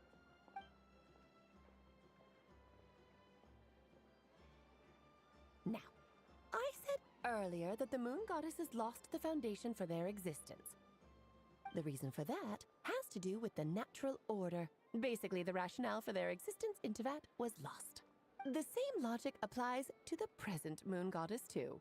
Consider her existence so far. Her comrades in the Fatui called her Damselette. And she was worshipped as Kutar by the Frost Moon Scions. But these connections have now been severed, whether by her hand or yours. So, the rationale that once sustained her existence is now gone. Wait, we did that to her? Oh, well, strictly speaking, yes. But let's not start pointing fingers, shall we? I'll only end up as the big bad villain, and that's not the kind of final boss I want to be. If you're making light of this, hopefully that means you have a plan. Of course I do. I'm only the greatest mage in the whole entire world. Now, if you wish to find your moon goddess, there are 2 problems we need to solve. Firstly, we'll need to strengthen the connection between her and Tevat, at least enough to sustain her until Moon Prayer Night. Strengthen her connection. But does that mean I'll have to rally all the Frost Moon faithful behind this? I'm afraid a bygone faith and a former home won't be of any help to her now. Do you know her name? Her name? Oh, yes. Names are very important things. A name is a fundamental concept that anchors one's entire existence. I asked her once, she really said she didn't have no. Then your first job is to find it. As a moon goddess, I'm sure she must have a name she identifies with. Neither Columbina nor Kutar is her true name, and she's never really accepted either of them. So, finding out her real name is enough to sustain her existence? Yes, I know it sounds like a small step, but every journey begins that way. So for now, that's all we need to focus on. The second problem is with her plan to use the moon marrows to return to the moon. Unfortunately, piercing through the false sky will take an enormous amount of power. Given her current condition, she won't be able to provide anywhere near enough power, even if she recovers her physical form.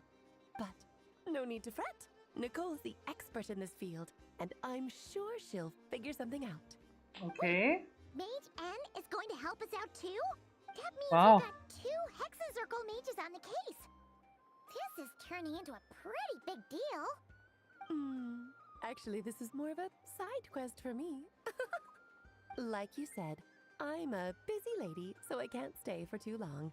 I'll have to return to Tivet's border soon. Thank you for telling us all this. That's the upside you get for looking out for my little Klee. Hopefully that will incentivize you to carry on keeping her company in the future. Anyway, jokes aside, you'd better get moving. It will take quite a miracle for the moon goddess's consciousness to hold out till moon prayer night. Oh, I suppose I might as well tell you where Nicole is before I leave. Off you go now. Time to meet your new friend. Oh, yes, and a little suggestion. Don't forget to mind your heads. What? I wonder how Durin's doing. I should really go see him before I head back. You really are super busy. I most certainly am. There's so many children I have to keep tabs on just in Mondstadt. Durin, Albedo, Venti, Varka. There are so many unexpected names in there. Klee didn't make the list, huh? Of course not. Klee is my pride and joy. I have no qualms about her, because she's the best child in the whole wide world. Yep. Klee's a little angel. I'm glad you agree. Well, all the best. See you when I see you.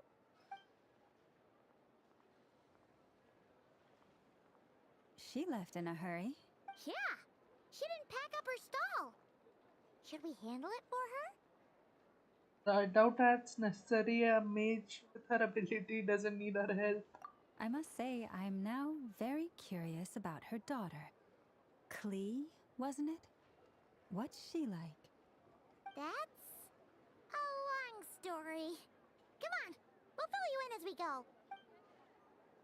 Go back to Columbina! Go back to Columbina! Yay! Columbina time!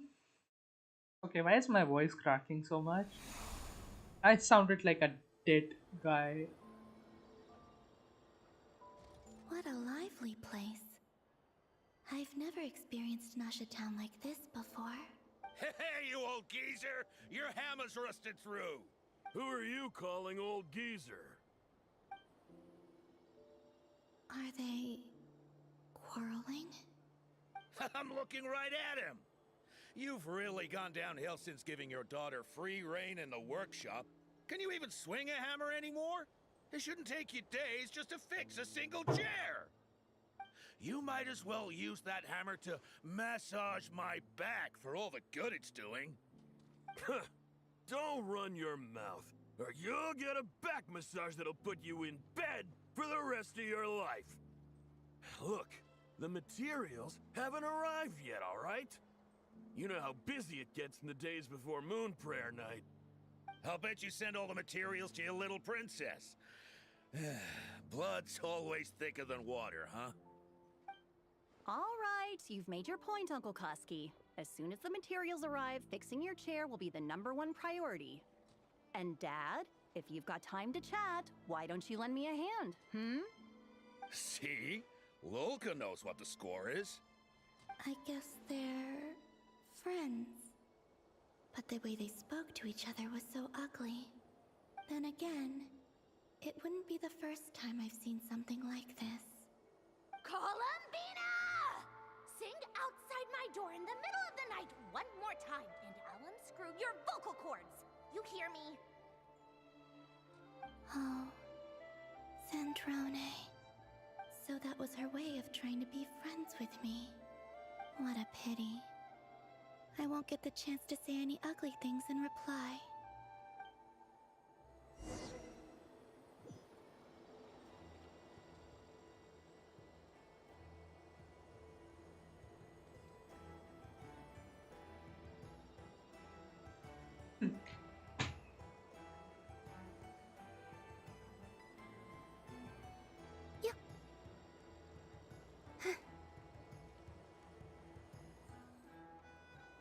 Hey, have you decided what to give her for Moon Prayer Night? I sure have. She's gonna get the surprise of her life when she's least expecting it. Then I'll whip out the ring and pop the question. The surprise of her life. What a fun turn of phrase. Cool, I get the picture. You can spare me the gushy details. Ooh, looks like we have a customer. Hello there, ma'am. Would you like some Moon Prayer Night candy? Huh? Is he talking to me? Can he see me? Here you go. Oh. Come back anytime. Right. Now, where were we? I don't know why, but I still held out hope.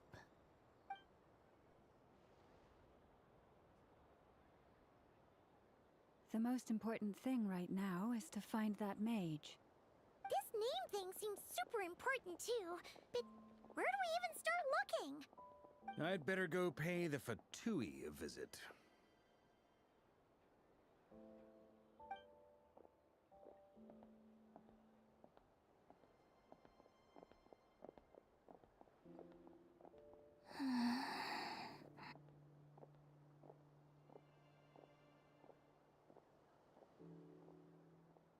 We're gonna save you, Columbina, don't worry.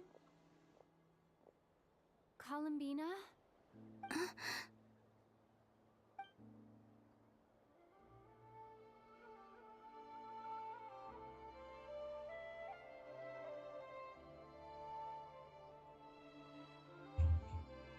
That is some main character stuff. Traveler? Let's go! This is no time to be spacing out!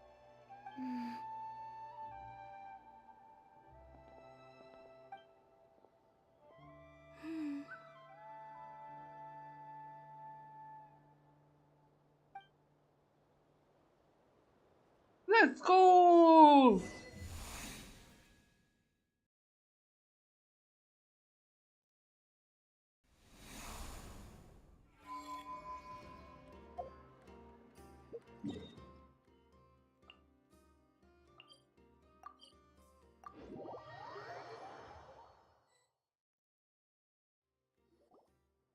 Where are they going?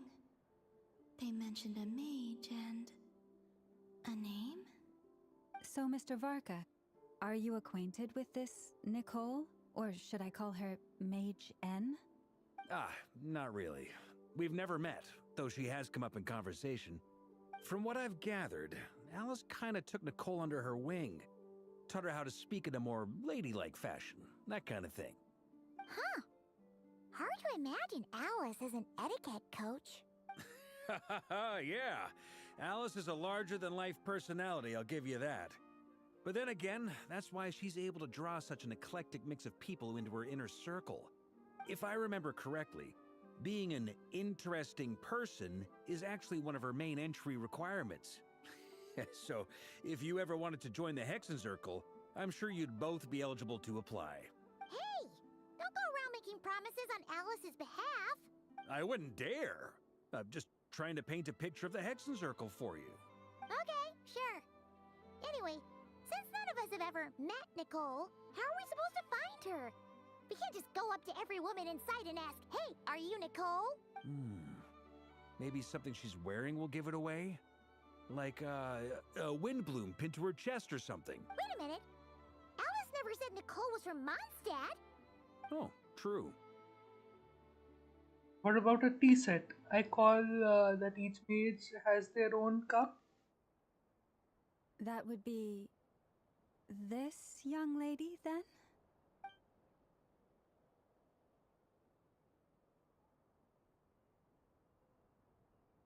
Hey there! Sorry to disturb you, but are you Miss Nicole? Varka, Knight of Boreas of the Knights of Favonius. Alice might have mentioned me before. Mm-mm. Ah, have we got the wrong person? Sorry. Well, this is awkward. When I shook my head, I meant, no, Alice hasn't mentioned you before. Huh? Where is this voice coming from? My apologies. For certain reasons, I am unable to speak. This is the only way I can communicate with you. It might take some getting used to, but I hope you can understand. Hey, it's fine. I'm more shocked by the fact that Alice never speaks about me. As for you two, we have crossed paths twice before, but it is nonetheless a pleasure to finally meet you.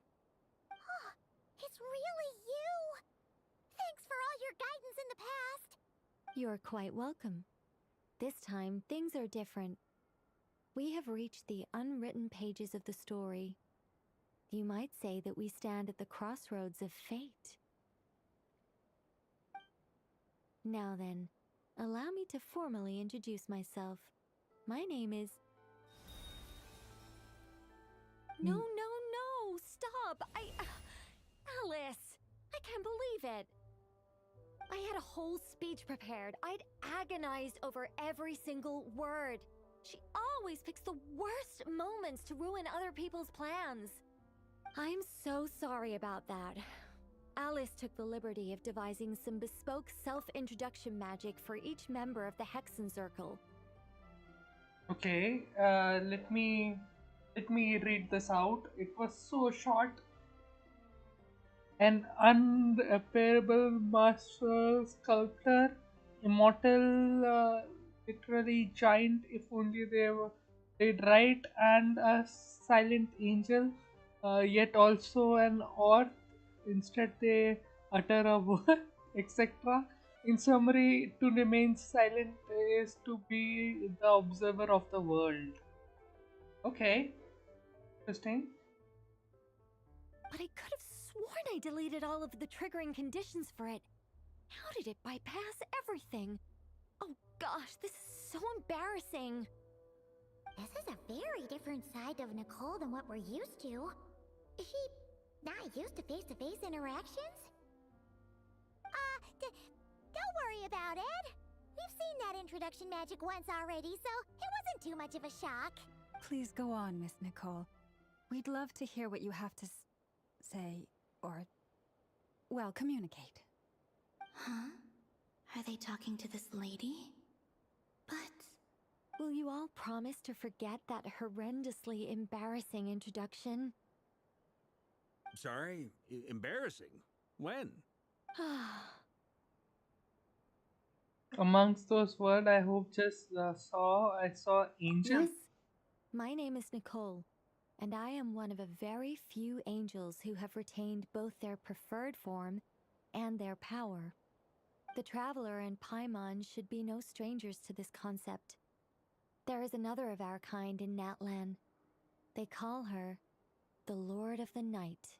Oh, okay. Multiple angels. Okay, this is getting spicy. Alright! Paimon remembers her! But we've never seen her in person. Yes, Well, I have retained more of my power than she. It's because I don't have a long-term duty to fulfill. To be more specific, no. We'll be here all day if I get into the specifics. Moving on. If I'm not mistaken, you are here because you wish to learn how one might reach the moon beyond the sky. That's right. Is that something you can give us any guidance on? Yes, I do know a way. It began with the Hyperboreans, who lived after the War of Funerary Flame. Blank looks. Maybe I should start with the background of the war, or maybe not. It shouldn't be an issue. I'll fill in the gaps for you when we have more time. Anyway, after that war ended, the three moons retreated to beyond the false sky. The Hyperboreans were humans I once aided. They accepted the civilization and creations bestowed upon them by the angels. Okay, so these are the Hyperboreans. Okay. But despite accepting many blessings of the angels, many among them still held on to their faith in the moons. They were reluctant to accept the new order, even after the War of Funerary Flame. They sought to contact the moon goddesses beyond the sky and receive their guidance. But all three had passed away by that point. This mage has a unique method of communicating. Is she talking about the moons? Yes, but they did not know. And so, still they prayed for the moon goddess's mercy. After building titanic structures that consumed vast amounts of Kuvaki, at last they glimpsed the moons and heard their voices. But of course, they were gravely disappointed. For it was then that they realized the three moon goddesses were dead. Hey? Oh, that's such a sad story. It is. Humanity was in a very sorry state at that time. We can see her. We can see her vision. It's Pyro. And the war She has a Pyro vision. left them homeless and destitute. You can see her vision so clearly right there. And it's speaking with red Pyro flames. She is Pyro. She looked like more of a Geo character to me, but I guess she's Pyro. Her design is more like a Geo character, but sure, whatever. Just a second, I gotta ask. How relevant is all this history to the task at hand? Well, I mean, it's... Okay, it seems we've drifted into irrelevant narrative waters. It's been a while since I've had the chance to speak inside someone's head. As soon as I got started, I lost control and the words just flowed out like a waterfall. What I'm trying to say is... Right, yes, that's it. The relevant part is the ritual created by the Hyperboreans. The fact that they bypassed the false sky and saw the